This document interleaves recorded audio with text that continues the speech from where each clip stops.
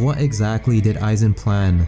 Why is Aizen often given the title of Master Schemer and Manipulator? Let's go back and find out. We can start by turning back the pendulum. In the past, he orchestrated the holification of the Gotei, the characters now known as the Vizards. Before that, he would scheme to create his half of the Hogyoku, thus coming in contact with a young Rangiku and catching the elusive eyes of Gin Ichimaru. Aizen was behind Ichigo's greatest ally in white. It was Aizen who cultivated this being and set the motion in progress to link it to Ichigo. Aizen would perhaps for the first time come in contact with something that was not a part of his plan, and it would change his life and everyone else's. You can see the intrigue and wonder on his face in this very panel.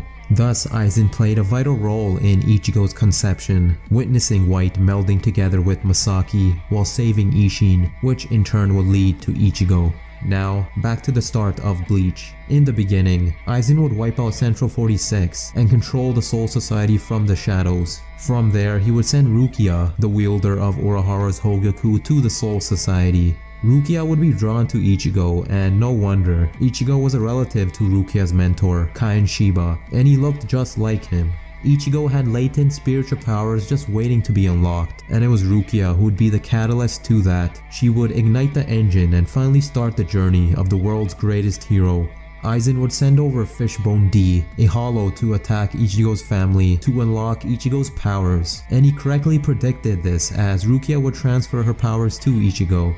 Later, when Uryu placed Hollow Bait, it attracted a Menos Grande. This of course had Uryu perplexed, and so perhaps it was Aizen who arranged this to further advance Ichigo's prowess. Aizen would call for Rukia to be punished by the Soul Society through the Central 46, which again were all slain, thus allowing him to retrieve Urahara's Hogyoku and combine it with his own. This in turn brought Ichigo to the Soul Society, but before that, he was confronted by Renji and Byakuya. Having these two sent over ensured that they would have a meeting again in the future. That said, if the Hogyoku was the goal, I am sure he could have retrieved it with ease far earlier.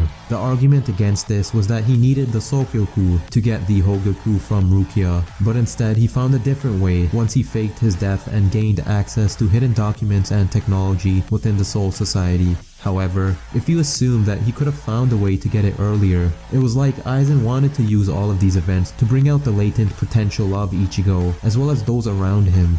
When Ichigo arrived to the Soul Society arc, he was welcomed by the trusty old happy snake Gin, who of course colluded with Aizen until his very last breaths. Gin would dispose of Ichigo despite not following his